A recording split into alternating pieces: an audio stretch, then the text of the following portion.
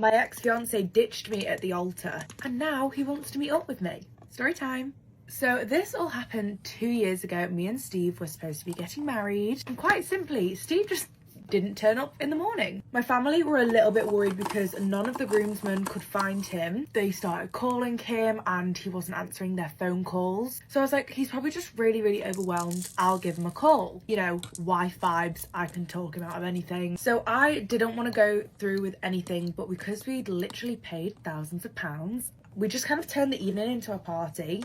So that night I got into the honeymoon suite and I cried on the bathroom floor for hours. So what felt like hours of being on the bathroom floor, my mother-in-law came to me and she informed me that she had in fact heard from Steve. You'll never bloody believe this. Steve had decided he was gonna go back to his ex-girlfriend.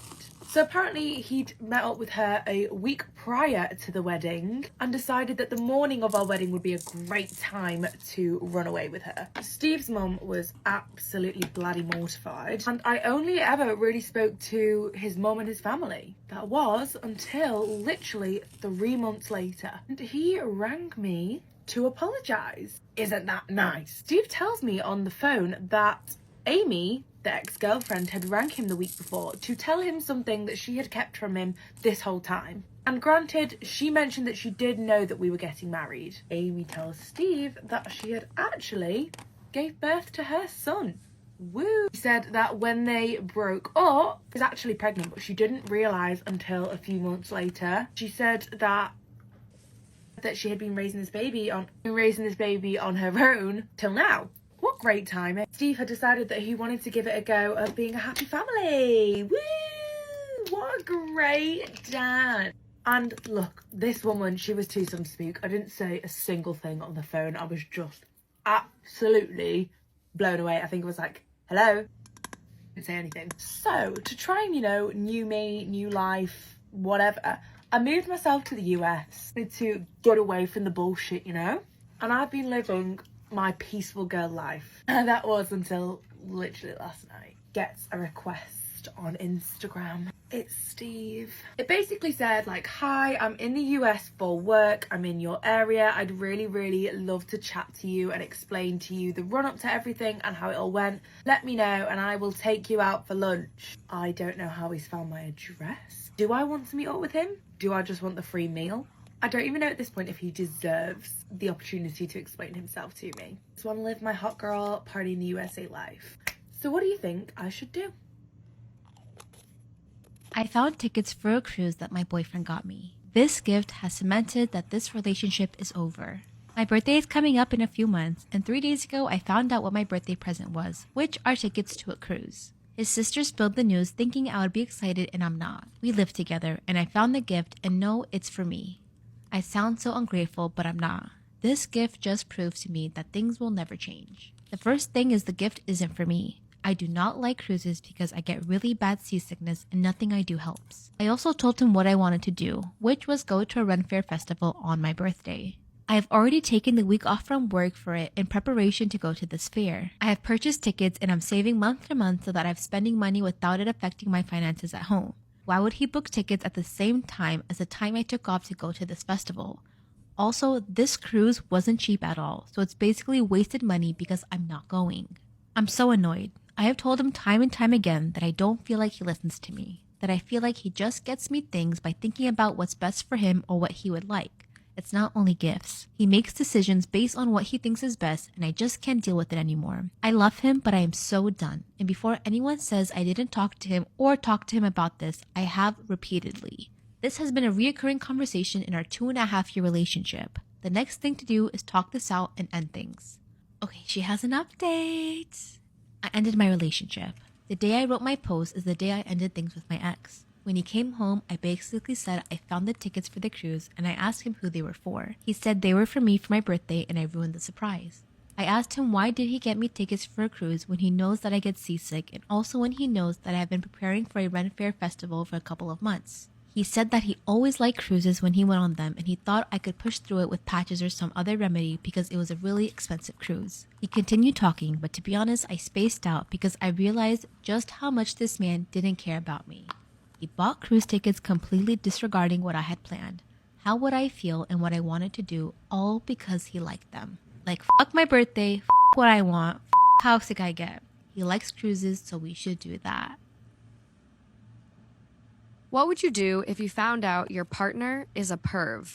I recently discovered that my partner of almost 10 years has a disgusting habit. For the past year, he has been secretly taking videos of various women in public. Most of the videos are shaky and low quality, but always with glimpses of an attractive woman. Upon looking at the collection, you might almost be fooled that the videos were simply recorded in error because of how random some of them are, and the fact that 70% of the time it's just recording the inside of his pocket. What made his intentions clear to me was one video in particular. The phone appears to be on the floor when a woman walks in a frame with a clear view up her skirt. After I saw that one, I could see what he was trying to do in the others. It became very apparent that he was taking every opportunity to record up a skirt, down a shirt, or get a close-up of someone's ass in leggings. Because I know this will come up, yes, I did check his phone. I know that's not great. Curiosity got the best of me because he normally has it with him 100% of the time. When he left it at home one day, I couldn't help myself. What's crazy is I almost put it down after a few moments because everything else was super innocent and boring.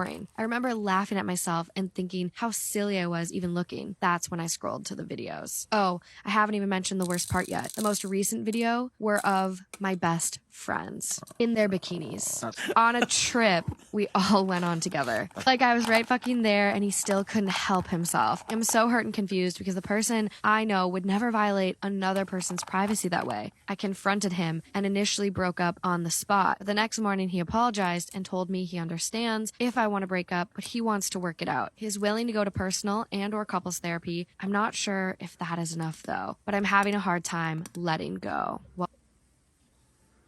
Story time about how I learned not to tell everyone your business while I'm taking out my hair. So this was all the way back in middle school. I was probably in like 7th or 8th grade. I can't remember. So I had this little friend group and I had a crush on one of the boys in that friend group. And of course, since I had a crush on him and he was a part of the friend group, I couldn't really tell any of my friends in the friend group. So I remember one day in PE, this new girl, she came to school and she was sitting there kind of in the corner, not talking to anybody, being really quiet. And me being me, I'm a nice person. So I went over there and I started talking to her, trying to see who she was. Hey, how you doing? Whoop-de-whoop. So I got to know her. She was really cool. We would talk every day. And then one day, I kind of just eventually told her that I had a crush on this boy. So I told her everything about him. I was telling her how he looks and, you know, what the stuff that he does, I guess, and all that other stuff, you know, whoop-de-whoop-de. So, you know, it wasn't nothing. It was just a little crush I had, and I told her about it because, you know, I was like, why not? I can't tell the friend group, so let me tell you. And then you don't know him, so, like, what can you do? You know, you get what I'm saying? Bad mistake. Bad mistake. So, you know, days were passing and I was just kind of giving her updates every day in PE. And she was like my little girl that I would just talk to about him too because, you know, I didn't really have anybody else to talk to him about. But then one day I remember going to lunch and seeing her sitting in my spot at the lunch table where all my friends were sitting right on the side of him. And I was like, I didn't even know you had this lunch. What? So I didn't think of it at first. I was like, I mean, I guess it's time for her to meet the friend group anyway. She knew to keep it a secret because I eventually told her, I was like, hey, I noticed that you're like sitting by us at lunch now. Can you just like keep this a secret between you and me or whatever? So yeah, she started sitting with us every day at lunch. Everything was cool. We were laughing and joking. Why do I kind of like these hair short? It's kind of cute. I hate when I have to take my hair out and then like the short braids kind of eating a little bit. My bad. But yeah, so we were sitting at lunch every day talking and giggling, you know, friend group. And then basically I just remember going to gym class. She came in there and was like, I have to tell you something. And I'm like, okay. This girl told me, she was like, so I think I have a crush on him too. Excuse me? So I don't get upset with her. I'm just like, okay, well, I guess we both just have a crush on him. But then next week came. But then next week at lunch, he told the whole friend group a confession about how he has a new girlfriend. I wonder who that could be. I just wonder. Come back from... So yeah, he made a confession talking about how he had a new girlfriend. And really? That's so cool. Yay. Also, I think all the guys peeped that I had a crush on him, but they never say anything, thankfully. So looks like I could have trusted them and not told a random girl my secret. Even though, what harm was that gonna do? I didn't know, obviously. So yeah, we're like, oh snap, like, oh, who's the girlfriend? Who is it? And then he was like, it's actually her. Oh, her? That one right there? I know you're not talking about her. Because if you're talking about her, I'm about to slap her. No, I'm just playing. I'm not going to slap her. Because what I look like fighting over a boy. My mama taught me too well. So yeah, they started dating and I was very livid. Very upset. But I didn't say anything because I guess, you know, back in middle school, I wasn't really the type of person to say anything. Or like say stuff on my chest. Like I was way more like lenient with people and stuff, I guess. I don't know. But yeah, they started dating. And of course I couldn't react how I wanted to because, you know, at the end of the day, that wasn't my boyfriend. I can't really like get upset. But I was still upset because I felt a little betrayed. I was just like, dang, like, I thought we was cool. I thought we was bonding. I thought we was going, yeah, I don't know. So I just had to learn to live with it. You know, they were dating, they were cute or whatever. I really didn't care. After a while, I was just, okay, like, I'm over it. But then the situation got worse. It's always getting worse. I figured out from one of my close friends that they were spreading rumors about me. Or not they, she was. She was spreading rumors about me.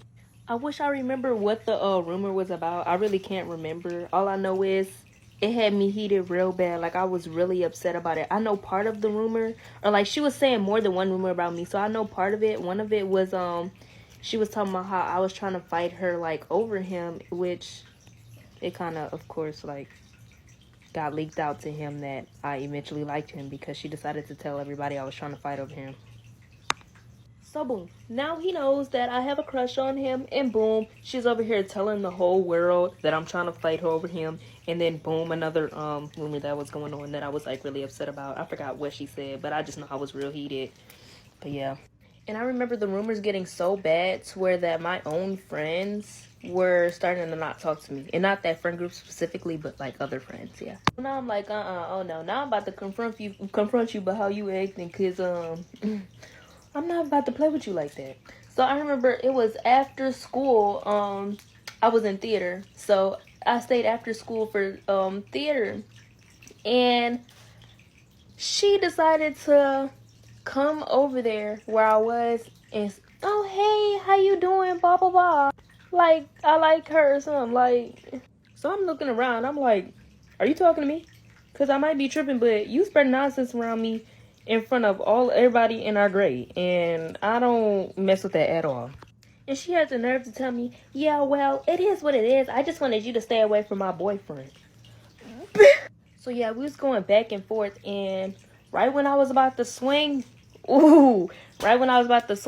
was getting ready to swing, I went like, whoop, and all I feel is a hand grip me, and I'm like, what the? But boom, it was her little boyfriend being Captain Saber. But I was still going off. I was mad, but then the teachers came and whoop-de-woo, messed that up, whatever. But after a while, they ended up breaking up because he figured out how weird she was, and she was like really controlling.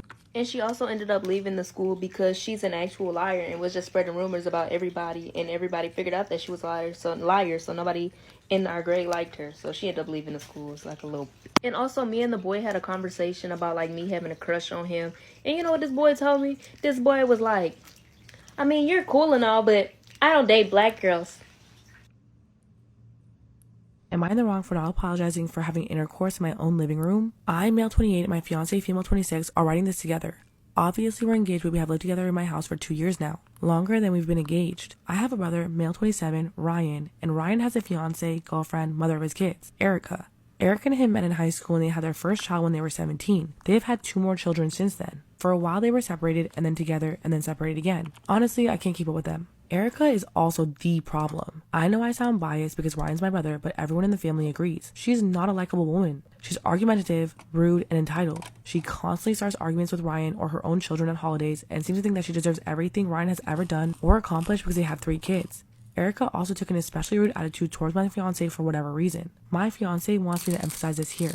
Erica is an effing B if you haven't gotten that. Her words, not mine. Well, with that being said, my fiance and I often babysit Ryan and Erica's kids. On weekends or at nights when they work or just whenever they need. Erica's cordial enough to my fiance when she's asking for babysitting, but other than that, they don't talk. And I think that they both prefer it that way. My fiance wants me to note here that it's not just us who have the issues with Erica. It's my sister and her own brother as well. So last week, my fiance and I went out to our favorite restaurant after work, had some drinks at the nearby bar, and went home around 11:30. We were both a little drunk in our own home with a locked door and decided that the bedroom was just too far of a walk, and we started to undress on the couch. 5 minutes later, my fiance is in a much more exposed state than I am. Suddenly, we hear keys at the front door. Like scorned teenagers, we jump up. My fiance sprints around the corner to the hallway, leaving her clothes everywhere on the floor. Luckily, I still have my jeans on, so when Erica comes in with her 11-month-old, I'm just desperately trying to hide a raging boner, but not too exposed. I can hear my fiance around the corner half laughing, half sobbing of embarrassment, and just looking at Erica like, "Since when the F do you let yourself into my house?" Erica looks at me,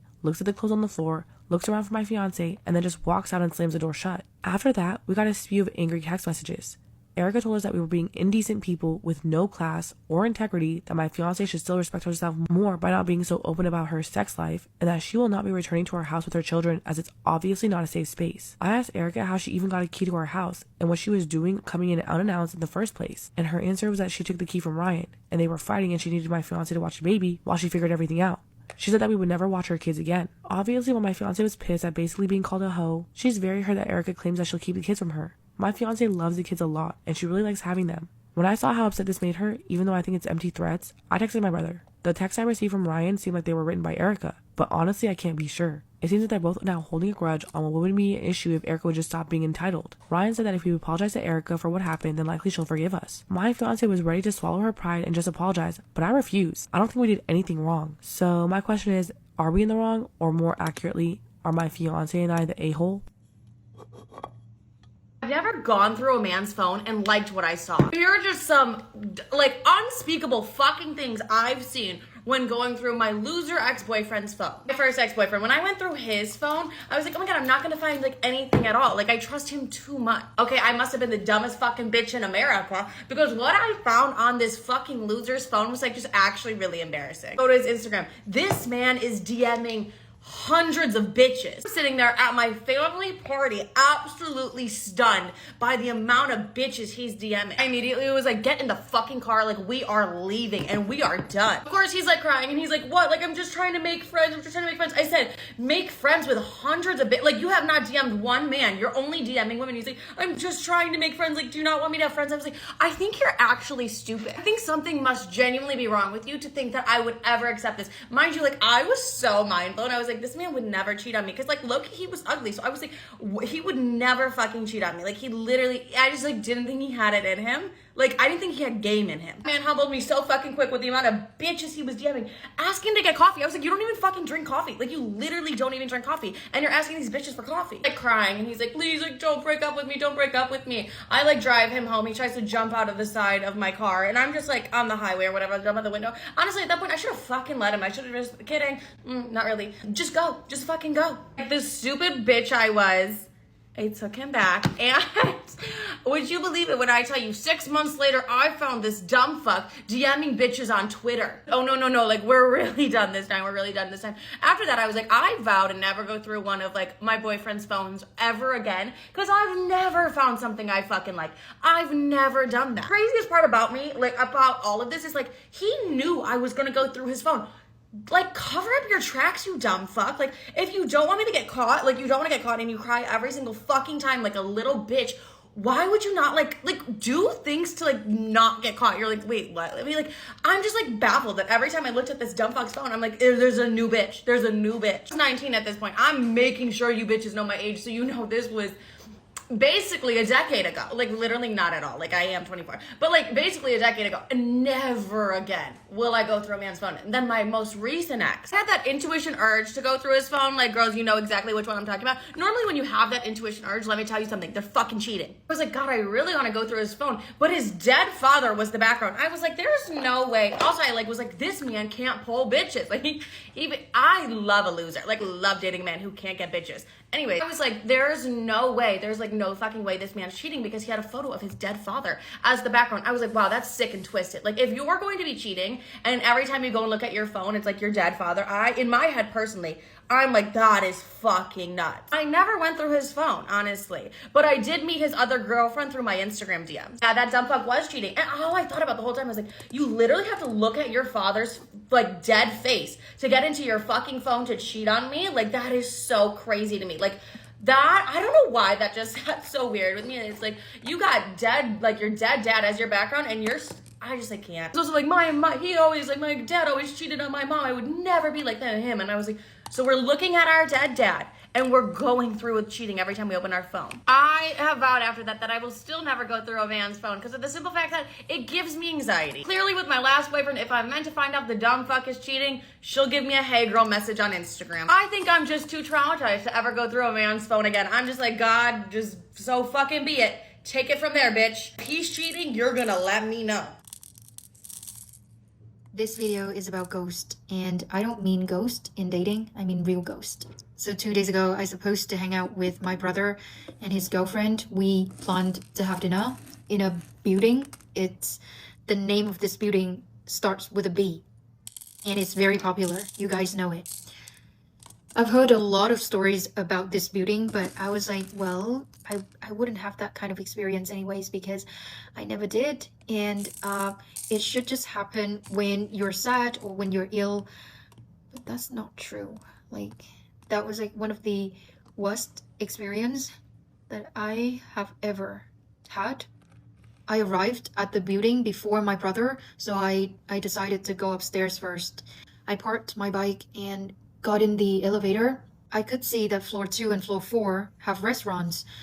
And I pressed floor 4 because I simply thought, okay, if the restaurant that I'm supposed to go to is not on floor 4, then I can just walk down to floor 2. It's a lot easier than climb up from floor 2 to floor 4, you know? As the elevator doors opened, there was no one. There was no one. And the light was off as well, but it was not pitch black because the way the building is designed is that there is an open space in the middle of the building. So if you stand from floor 4, you can actually see the other floors down there. And the light of floor 2 reflect to floor 4, so it's not that dark. There are 2 escalators in the middle of the building as well, but it's blocked because they renovate on floor 4. But I didn't know that it's renovated. So I walked out of that elevator. I was walking around to see if there's any restaurants, just to make sure that there's no restaurant opening. And that was such a stupid thing to do because, I mean, like, if there is, then the light would have been on, right? But anyways, I was walking around. I didn't see anyone. I saw a restaurant is renovated, and that's why, like, they stop people from going upstairs. I walked back to the elevator, pressed the button, and I was like waiting. Oh yeah, I forgot to tell you guys that as soon as I arrived, floor 4, I could hear someone singing. She was singing so loud. I mean, like, really, really loud. And okay, maybe someone is like practicing because it's near Lunar New Year. So it's not like a very weird thing that someone is like practicing singing, right? Her voice was beautiful, but scary at the same time. I can't explain how scary it sounds like, but it's very similar to, like, you know, in those ghost movies where the ghosts sing. But I didn't really pay attention to that. As I was waiting for the elevator to go upstairs, because I didn't pay attention and I didn't care, I think that's the reason why she started to sing louder. The fuck? At that point, I questioned myself, could it be it? Could it be ghost? I was shaking, you guys. Like, I was shaking, not much, because I tried to calm myself down. Okay, it's just someone practicing. It's just someone practicing. It's, you're thinking too much now. Like, you're overthinking. But because I was so scared, I tried to find a way to go downstairs without waiting for the elevator. I tried to look for the stairs, but I couldn't see it. As I was like walking around, I saw that room with lights on. And I walked in that room. As soon as I walked through that door, she stopped singing. Then I saw a guy. I asked him, do you think if there is any other way I can take to go downstairs? He said, yeah. You can go downstairs by the stairs, but I think it's better to wait for the elevator. I was like, what do you mean by it's better to wait for the elevator? Like, but I didn't want to know the answer, so I didn't ask him further, you know, like, why is it not okay to go down by the stairs? And so I asked him, is it possible for you to help me wait for the elevator? Because I don't want to stand out there alone. He was hesitant, but it was really lucky of me that he decided to, like, okay, yeah, sure, I can go out there with you. As we were waiting for the elevator, I quickly asked him, do you think if anyone is singing around here? Because I think I heard someone singing. And he was like, no, there's no one up here singing. I was stunned. I was speechless, you know, I was stunned.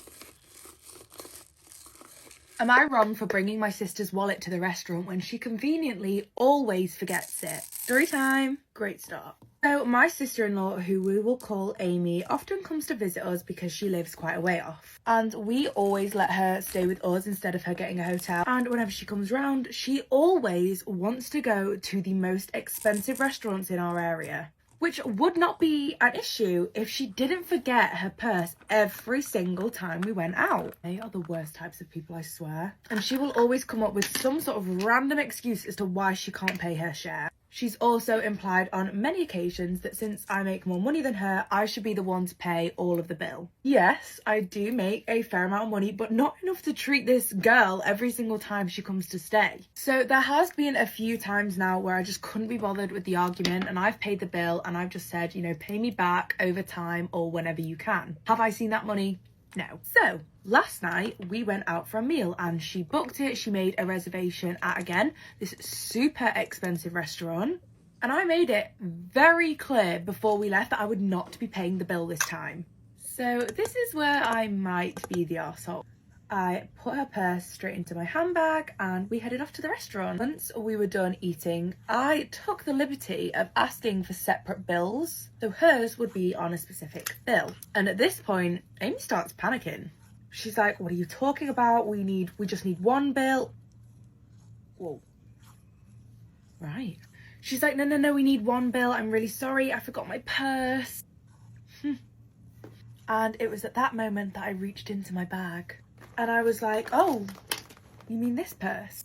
She hit the ceiling. Girlie was livid. She said I had absolutely no right touching her wallet or stealing it. Honey, do we not feel like steal is a pretty large word? So what do you think? Am I wrong here?